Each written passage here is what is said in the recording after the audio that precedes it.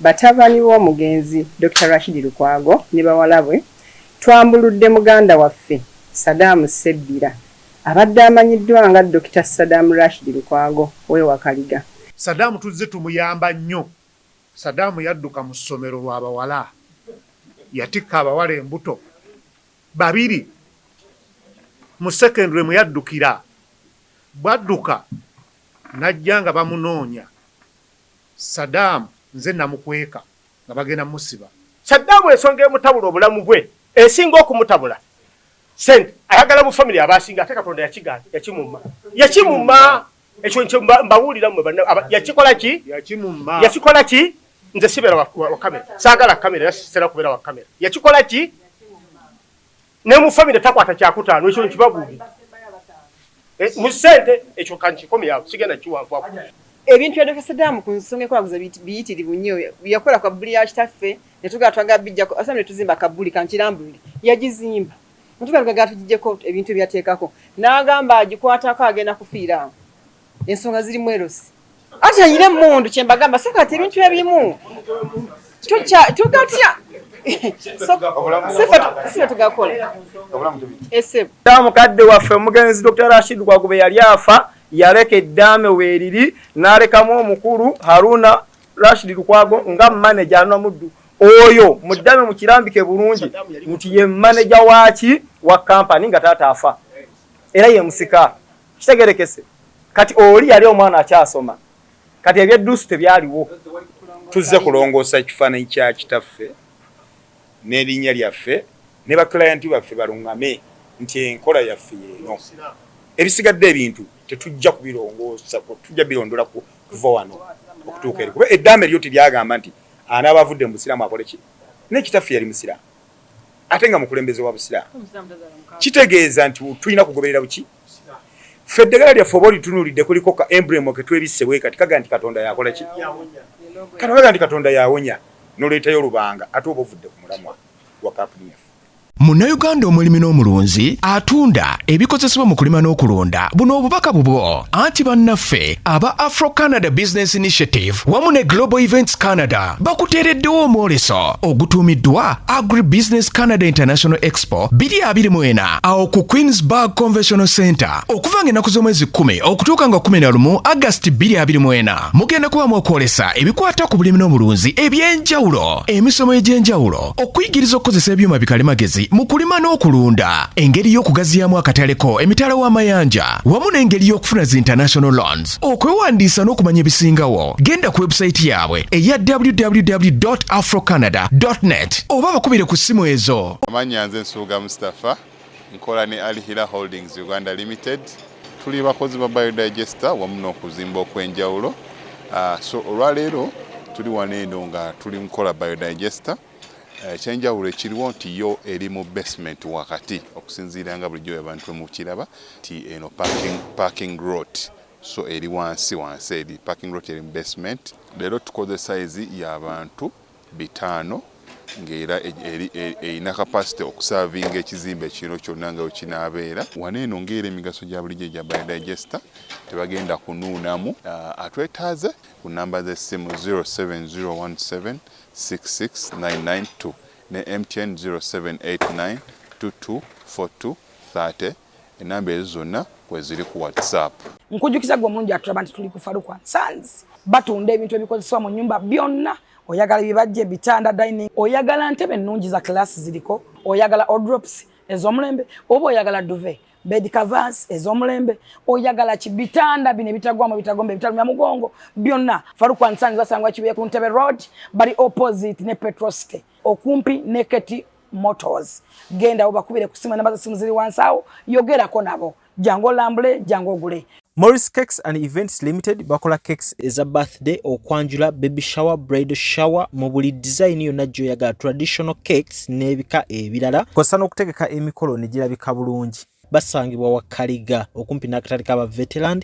ku namba z'essimu z'olaba wansawo ku call ne WhatsApp kola order keke kutuukako yonna gy'owangaalira. Kulaba nange Rashid Lukwago Habo Group era nga nze company secretary twagala basemera ekiwandiiko kino ekyakoleddwa nga family awamu olw'emizimu ly'amawulire ebibadde bigenda mu maaso tusooka n'okwetonda abakoseddwa mwenna mutusonyiire ddala abakyala baseeka abalimanyimizeeyo waffe omugezi Rashid Lukwago tusooka okwetonda. Twakoze ekiwandiiko kino nga famire olwa muganda waffe Dr. Saddam Sebbira gwemanyi nga Dr. Saddam Rashid Lukwago. Ekyatukoze ekiwandiiko kino kigamba nti Rashid Lukwago Herbal Group eno kampani etuduganiza emirimu mwekolanga sekretale bachairman bali wano n'abalala. Ekiwandiiko kyo njagala nsome emikyuli mwenda namuli abali wano. Ekiwandiiko kigamba nti Rashid Lukwago Herbal Group kuliko ennamba z'essimu ya chairman n'ez'abakulu baffe abali wano. Ekiwandiiko okuva mu famire ya Dr. Rashid Lukwago omugenzi kigamba nti ba Rashid Lukwago batabani w'omugenzi Dr. Rashid Lukwago ne bawala bwe twambuludde muganda waffe Saddam Sebbira abadde amanyiddwa nga Dr. Saddam Rashid Lukwago w'ewakaliga. Tumuggyeko ekitiibwa kya mukadde waffe obutaddamu kweyita Dr. Saddam Rashid Lukwago era agendayo yenna ewa Dr. Saddam Sebbira agendayo ku lulwe n'okubategeeza nti eddagala lyakozesa alitabulanga ye singa kampani y'omugenzi Rashid Lukwago. Kibadde emyaka ng'etaano emabega lwakaffe twali tutya okudda mu media olw'ensonga za family twagala mutya media era nemagene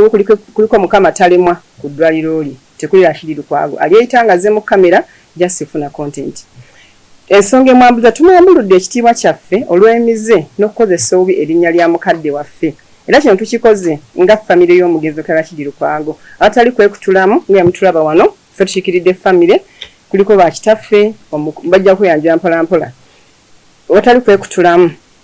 olw'ensonga yatandika emize gy'okweraguza wamu n'obusamize ekikontaana ezikiriza yaffe nga faana omugenzi Rashid Lukwago kyaffe yali mwami musajja musiraamu ereka ettaka nga 10 waffe ku kyalo ng'azimbye omuzikiti n'essomero wamu n'eddwaliro. So ekikontaana ezikiriza yaffe nga ffe abasiraamu n'enkola yaffe eddagala tukozesa ffe bahabalist twawukana bali ba traditionalist. For us eddagala tulikamulamu kintu tuliko bukwakulizo ate ekyawukana kwa n'engeri gyakulamu ebintu mulamu midio ya ddaali nti esimanya alina empewo ez'enjawulo ffe tuli bantu abajjanjabisa twawukana kintu yaffe miseruiso nga tukamula ddagala mu miti netuliguza abantu tulikakulizo bonna. So mu bufunze tugamba nti nno emize egy'okweraguza n'okwesooba erinnya lyaffe kwe tuvidde okwana tuwandiika ekiwandiiko kino tugenda bawaako kopi awandiise company secretary ze Dr. Aisha Rashid Lukwago chairman wa family yatekako omukono ni chairman wa business. Assalamu alaikum wa rahmatullahi wa barakatuh. Amanya ndi Dr. Shaban Rashid Lukwago Masaka mu nnyendo gy'empangalira. Saddam muto wange. Saddam ono mukulu wange Dr. Idi Lukwago Arahaji. Saddam yadduka mu ssomero lw'abawala yatikka abawala embuto babiri mu secondary mu yaddukira bwadduka najja nga bamunoonya Saddam nze namukweka nga bagenda musiba bwe yadduka n'agenda wa mukulu wange ono n'amuwa omulimu nga maze obbikkakkanya eri byonna bwe mala obbikkakkanya mukulu wange wajja omuwa omulimu Saddam yatandika kubbanga ddagala bw'alitunda ku street. Olya byenkubuulira Saddam ku William Street. Saddam teyakoma okwo. Saddam tuzze tumuyamba nnyo. Nze Saddam nzize mubeererawo mu buli kintu kyonna. Ne permit yasooka nze nagigula yasanga Ishaka. Yavugirako emmotoka n'amuwa emmoloka gye yavuga. Gye yagula. Ng'ekola special. Saddam nabeera ne mukazi w'e Masaka ng'ali lubuto gwe yaddusa muwala wa Kireewo ebyakabanda. Masaka mu nnyendo. Olya Saddam n'embeera naye bajja okumusiba. Omukazi mukakireewo yali amanyi maama n'agamba singa maama mbadde simumanyi badde nsiba muggwe. Saddam bwe yajja e Kampala nakwata emitwalo 2 n'engimuwa ebiseera ebyo. Yali 9 mu 7. Saddam nga mwana. Olya kubanga ono muddako gwa 2 Saddam abanzirako gwa 2. Manyaza ono muddako gwa ono gwenzirako bwaba tugeze ono gwenzira ka Saddam aba muto wange. Saddam teyakoma okwo jakoze fujjo kubanga Saddam yali muto ffe twalera mulere bwati ng'omwana omuto gwe abasembayo twabakwata bulungi nga tugamba bano abaana bato ffe tuli bakulu muzeeya tulese tutegeera katubalabirire Saddam takomya ajja awasa abakazi wetu nze nakamuwa Saddam ente 2 ku faamu yange. Saddam yali awasa omukazi asooka eyo byakabana namuwe milioni 1.2 asembyewo w'ekitengeesa namuwe milioni y'essente egula ennume y'ente n'ente plain nina faamu yali agabye eki owulya si kituufu ekyokumanyira ne bakulu be zisobola kumanyira mukulu wange ono Yidi sobola kumanyira mukulu wange Aruuna manager kati atoboola tukooye n'okuswaza erinnya lya kitaffe eryali ery'ebbeeyi. Amanya nze Alhaji Dr. Idi Rashid Lukwago abeeyo ebusoga paka Mbale paka Muluto bateekako Doobanatu okoleddeyo emyaka kakati 10 nafuna omukisa mukadde wange na omukube yalonda abamu tewaliwo ataliwo wano bangi batasobola okujja ffe twabakiikire nga bwe twabagamba nensigala mu mirimu egyo nga njiddukanya bano abasinga bannaffe bano bambi baali bato ate tubeebaza okutusiima Saddam nga bw'owulidde bwe yadduka mu ssomero nga muto wange ono bwannyonnyodde Dr. Shaban Rashid Lukwago amala ono okuwozaawoza embeera okukkakkanya bali abantu kuba babitundu byayo gye yakola embuto ezo ng'asoma. Saddam ajja aŋŋamba muganda wange nyamba okole ki nga nkulayirira nga talina kyamanyi wallahi thumma billahi tallah nga talina kyamanyi mu bujjanjabi nti Allah nze muteeka ne mulagirira ayikiwako obujulizi mukulu oli mukulu wange asembye eri asinga omwaka gumu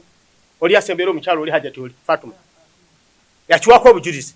nga mulaga bakola bati whereby nti bwenvaawo asobola okukola ki okusigala nga kyakola akitegeera era kyeyakolanga nga bw'oba toliiwo era kiwako obujulizi yoyo lumu yajja oyo ng'avudde e Masaka mwanyinafu yafumbirwa Masaka nga zano tumuwa ssente zakuweerera baana n'atuunda ssente ng'amulaba olwazitunda yadduka buddusi nazo n'azinyaga eddagala Saddam eyayita Saddam naye nga ye Saddam Sebbira ge gamanya ge okuva mu buto ge manya g'amatu n'adduka nazo era bwe najja oyo n'aŋŋamba naye kino kyekiki ono atunze emitwalo 5 agenze nazo naye yagambye nti nze nakolanga ki nabbanga ssente nalabye akatambi akamu so manya simanyi nazanyagaza simanyi nakolanga biki ebyekisiro tabi so mu ngeri emu oba endala nze sisobola nze nentandika wano okubabuulira byenkoledde Saddam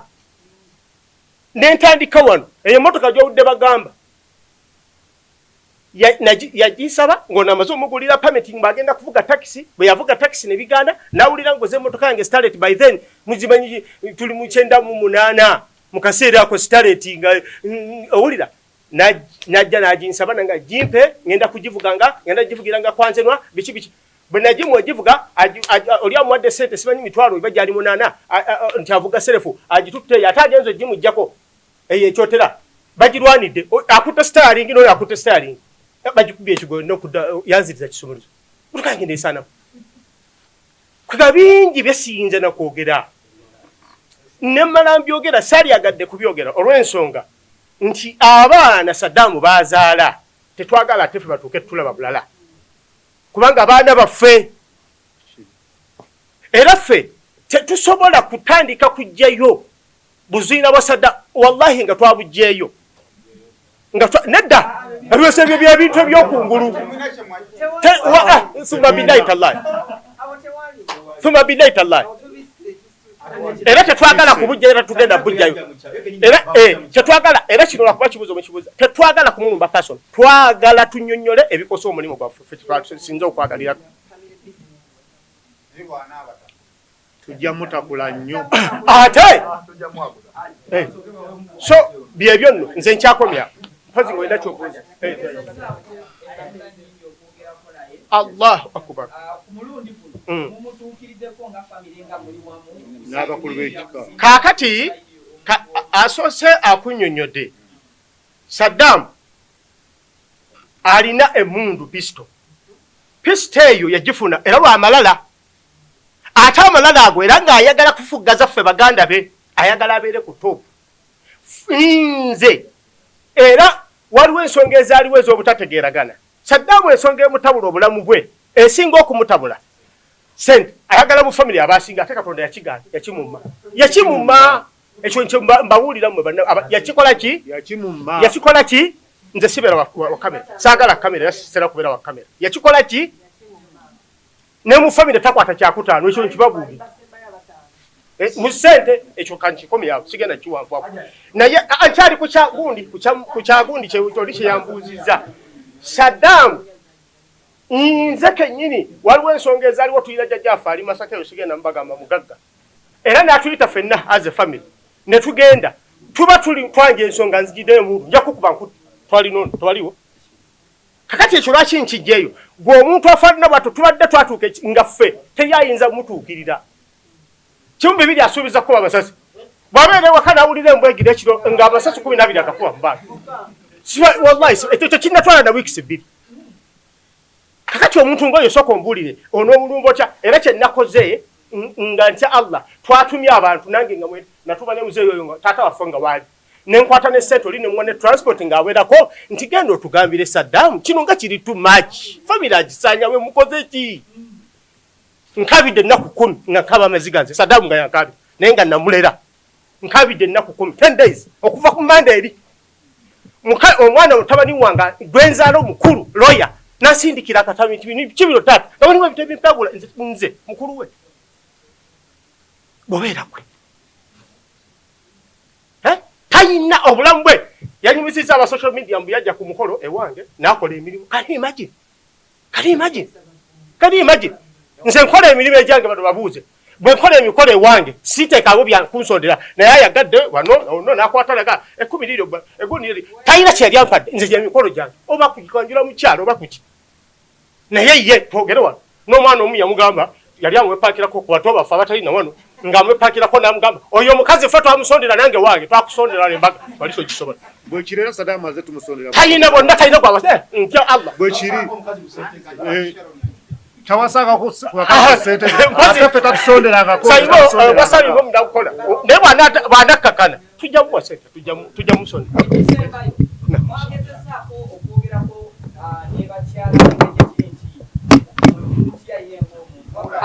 abakyala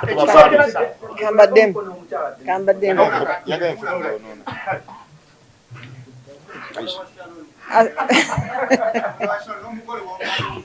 assalamu alaikum warahmatullahi wabarakatuh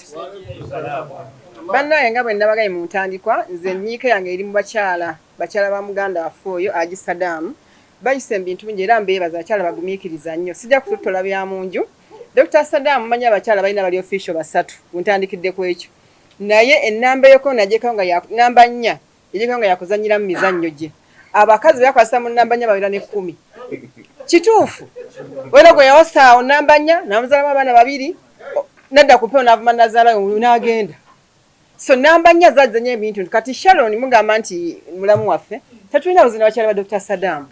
oba yeshalo tetulina buzibu nabo azilonga zitayingidde mu mirimo gyaffe kubanga ogutumaye muzo bawulire ekyamujja mu ssomero babagambe ng'ejja kulamu tetulina buzina mbira z'abakyala be naye bakyala bano bambi bakyala tebaagala nnyo kamera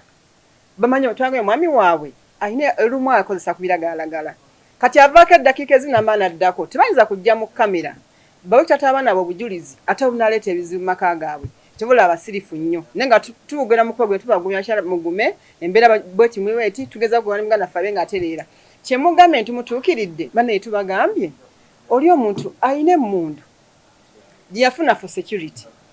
amenya okudda mu bbanga n'akasika amasasi nga 10 yeekanza alidde akakuba ku geeti omutambala otya nga tubagambye oyedda tawabulwa so mu ngeri yonna tugezezzaako ng'ekisobola okulaba muganda ffe tumukumaakuma naye alabika kuluna ate bulijjo ajja mula amawulire naye namaana akulinga yeka nga tusirika ne kati yatuuse ku brand madivaani guno gwe mugaati gwaffe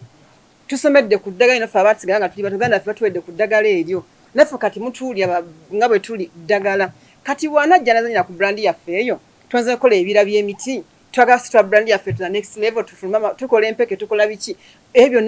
tugezako promoting nga fate omuntu ajja agumenyire tuba amanya gafudde bwereere so mbufunze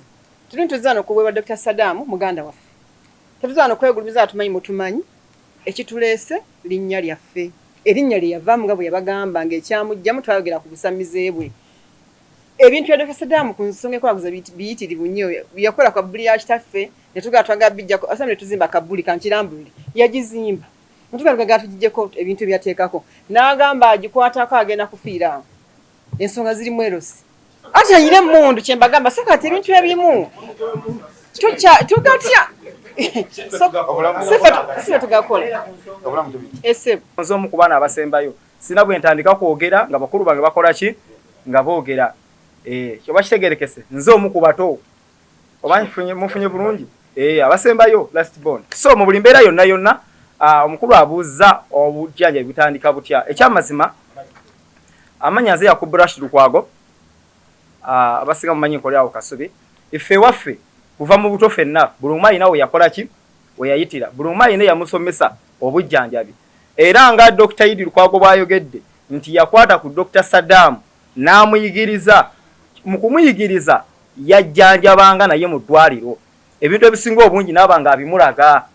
kubanga obusawo bwo tuba tubusoma okusinga tusinga kusoma practical not theory no bogeze banafa ab'ekizungu muyinza okukola anatomy first year naye emyaka egiddako ebisinga obungi mukola ki practical kati obusawo bonna bwe bosoma tukola practical so ffenna abali wano buli omu alina bwe yakola ki bwe yayigirako ng'akola ki ng'ajjanjaba Dr. Saddam yayigira wa Hajidi nange kennyini kama kwogera ono yanjigiriza omulimu gwaki ogw'okujjanjaba wono we nayigira so mu buli mbeera yonna kuva mu tuzanyisa ddagala mu kufumba mu byoto tubeerayo naye nga ate twatukagaa nti katujjanjaba abantu okumanya obulamu bw'abantu twayita mu bano baki bakulu baffe ekyo ekyo sebo ekiri ne Dr. Saddam yayita mu mikono gy'ono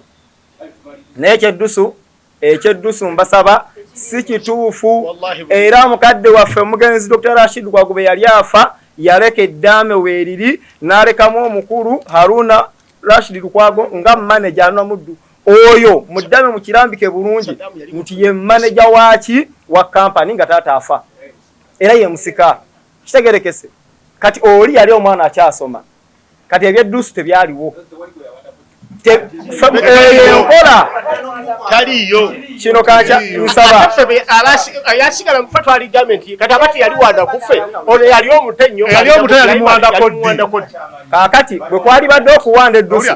enkola y'eddusu si ya musiraamu era ekyo mukadde waffe senga yakikola yalifudde si musiraamu oyo aba shiriki ku side effe y'abasiraamu okuwanda eddusu yandibadde ki shiriki taata wuuyo waali taata omukuza wuuyo naye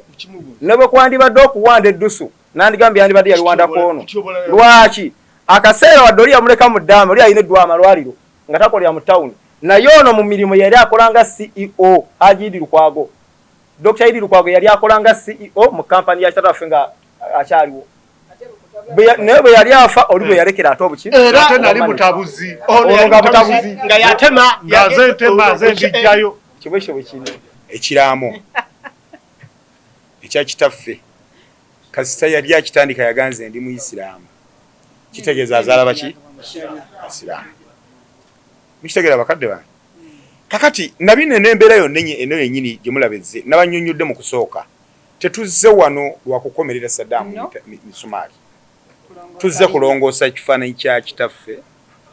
n'erinnya lyaffe ne baklayenti baffe baluŋŋame nti enkola yaffe yeeno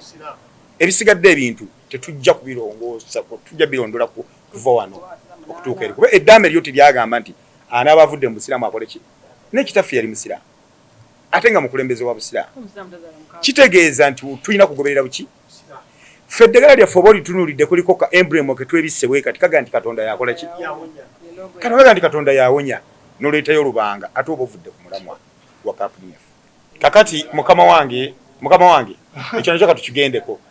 okujjako ng'ebigambo byange tebinnagobererwa mbadde ntandika okwogera ne ŋŋamba ekituleese mu kamera zino ebigambo byalabikidde mu kamera era okutuuka okujja wano tukakasa nti olukiiko olwa famire lwasoose nebikula naye taliimu okitegedde ye takoze eki tazze Saddam oyo gwolaba nze ng'omuzadde siina gwempalana mu famire era mbadde nsobola okwogera naye n'ensonga zino okuva lizatandika yandenkweka ate twafuna ekifaananyi ng'oli bwakugenda nti bwafuna emmundu abamu tugenda tumugenderera tetumugwira bugwizi emmundu ye anti tetugiina ffe tetuyina situ kakati nze mbadde ndowooza mu bibuuzo bino bibuuzo birungi kuba bijja kutangaza abatulabe eyo obudde obungi ndoza temutulabyeko ffe abali wano mu mpisa ezo ate nga mutumanyi tuli basawo ebintu byetwalabye naffe byatukoze eki byatukanze waliwo ŋŋayi nti ayina empewo agenza olumu ku mpewo omukutu ogumu n'asobola okwetonda ayinza okuba nga yeekubye mutima oluvannyuma lw'okulaba ebintu bye bw'aba yeetonze ng'atandikidde ku mpewo afune n'akafaananyi akafaananyi nga tugende mu kamera agambe ebintu bye nakoze nabikoze mutali bugenderevu tuli mwezi mutukuvu nze nange neekanze nnyo muto wange mutabani wange ng'ebintu bye ndaba akola binkosa tibyalabise bulungi oba nawe wakalaba nze ndakalaba ono yakyogedde nange ndakalaba ke kasinga okunkanga nga nze omuzadde andi bw'owoowa nakyo kankinyonnyole mu butonde waffe mu Buganda wano tetunywegera mu lujjudde kintu ky'abazungu nvudde mu busiraamu mu butonde bw'Abaganda wano tetunywegera mu lujjudde oluvannyuma lwa Rashid Lukwago group okweteekateeka neyeetegeka netandika okukolera ku mateeka n'entambula eri mu layini ennambulukufu mu mitendera omukulu yavaayo n'agamba n'alaga ntagenda kusobola kutambula nayo kitegeeza n'agenda neyayambisa amannya ge gennyini ge agamutuuma aga Saddam Sebbira n'akola ne Mukama talemwa kitegeeza abamaze okulaga nti nayawukanye nakyo era ne bonaga ne notification gyayinayokko mu National Drug Authority eriko Saddam Sebbira ffe ebbaluwa ze tulina okuva mu kitongole ekitwala omutindo gw'eddagala wa National Drug Authority za Rashid Lukwago Herbal Group kitegeeza nti bw'ova eri n'ojyoyonoone erinnya lino liriko ebiwandiiko ebirala by'ogenda okwonoonerako so tumugamba nti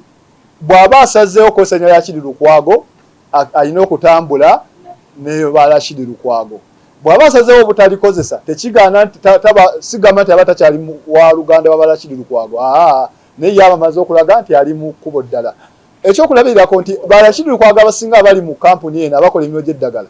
balinayo bizinensi endala naye tebazituuma Rashid Lukwago ziri mu mannya g'abakyala baabwe mu mannya g'abaana baabwe nga we baagala kitegeeza nti buli wojja nti ndi mu layini ya ddagala lya Rashid Lukwago ly'olina okutambula nalyo buli lw'osalawo okulyawukana lyokola ekirala weetuuma ekirala kati munaffe oyo atulaga nti yalyawukana naye obukeera nekyayinza okukeera naga nti bannaye nange eno nvuddeyo mbeegaseeko tetukiinaako buzibu obulumi bwe tusoose okufuna obw'ennaku zino 10-15 yabuzizza ku social media n'akola ensonga ezitasaana naye n'afulumya ebigambo ebitasaana ebyaddala abwedda abamu babuuza mwagezezzaako ne mujja ne tugezaako amakubo agasoboka nga bujjo bwe tukikola era bw'akeera ekya ku makya ku sayidi z'erinnya n'akuvaayo n'alirongoosa tetumuyinaako buzibu n'amenyawo bye yayogedde okugeza okuvaayo n'aga nti baganda bange baagala kunzita nga tumaze emyaka era newombuza nti bukakafu ki waliwo yali akusonzemu yadde peeni nti ayagala kutta oba waliwo yali akuwadde obutwa nga obukakafu tabulina era nakati waasula mu baganda be wake wataata waali kitegeeza nti oba oyagadde kwonoona bwonoonyera byengalya banne ne bw'avaayo n'atereeza nti baganda bange tewali ayagala kunzita ekyo lyekkubo erisooka ekkubo tugenda ku sayidi ey'emirimu bw'ajja nti kantamu era ne bw'aba tuvudde kulyo n'atereeza n'agamba nti baganda bange sibalina tutambule wamu tiseri agenda kunzita n'abimenyawo n'asigala mu linnya lye ery'emirimu naye tetuminaako buzibu kubanga kino kibaddewo emyaka gyonna tetuvangayo kukyogerako tuvudde tekyova nkyogerako ensonga ey'okubiri bw'ajja n'agatta emirimu n'agatta erinnya lyaffe ku ye ate n'atandika n'ebyokukola ebirala ebitali ku ffe kitegeeza aba akoze ki aba abatwawukanyeko kitegeeza nabyo aba alina obbireka najja n'asala batambule n'omulimu gw'eddagala otuba twakutambula mu bujjanjabi buno tuba tumusonyese n'okutereeza empewo ku linnya lyaffe byageza byogerako kyembadde nsaba gyetuyinza omusinga omwetaaza bisatu babina. Ekisooka ensonga gyayogeddeko ey'obusiraamu okutyobola obusiraamu tumusaba aveeyo yetondere eggwanga ku lw'obusiraamu kuba tuli basiraamu tataffe yali musiraamu kitegerekese wangi ekyokubi tumusaba bw'abanga ddala kituufu awuli ayagala okukozesa erinnya erya Rashid Lukwago ng'alinamu interest akkiriza gye yegatte ku Rashid Lukwago Herbal Group Company tutambule wamu naki naye olwo wakkiriza okwegatta ku Rashid Lukwago Herbal Group Company obujja gye bulina okukyukamu gano amaanyi ag'enjawulo ge yagaye musimanyi nsobola okulaba amajini simanyi webiti ebyo amaanyi ag'enjawulo kwanifa kyasiize tinga bapasita amaanyi ge balina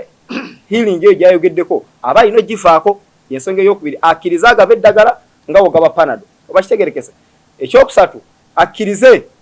famire akwatagane nayo oli omuzeeyi mukulu bana bonna bakulu be mu kika teryamuwabula akkirize tutule nga famire nga tetuli ku mpewo ensonga zo tuzigonjoole nga famire nga tezirimu kamera tulabe ekiyinza obitereeza kyetumusaba akomewo waka nobaze alikabowa yadde waka awaka waasula waali saawa zino boogerako tetuna omuntu mugaa nti muntu ono ye mukulu atutwala wabuvunanyizibwa but oli taata tasobola musemberera awali abakulu abatusigako bajjajja bonna bamutya oba kitegerekese naye senga akkiriza n'afuuka omwana n'akomawo mu famire kitegerekese n'awuliriza abamusingako kye bamugamba tetuminaako buzibu byebyo bino ebisigadde ebyabakyala ye byafrontinga nti bituluma shalwa tumuwero kamize mu family mukyala waffe tetuminaako buzibu tukwaniriza madam Shalwa Sharon tuli basiraamu ate jawowa yagala agenda kuwowa n'okukyala tuli betegefu omuwereke bakitegerekese ani atubuuziza muyagamye omukyala we yatuluma omukyala yatuluma abaana balina abakyala naye kakati ffe tulyoke abakyala batuluma batya yatunafiiza. Amannya nze Nsuuga Mustafa nkola ne Alihira Holdings Uganda Limited. Tuli bakozi ba biodigester wamu n'okuzimba okw'enjawulo. So olwaleero tuli wano eno nga tuli nkola biodigester. Ekyenjawulo ekiriwo nti yo eri mu basement wakati okusinziira nga bulijjo abantu mu kiraba ti eno parking lot. So eri wansi eri parking lot eri mu basement. Leero tukoze size y'abantu 5 ng'era erina capacity okusavinga ekizimbe kino kyonna nga wekinaabeera. Wano eno ng'era emigaso gya bulijjo gya biodigester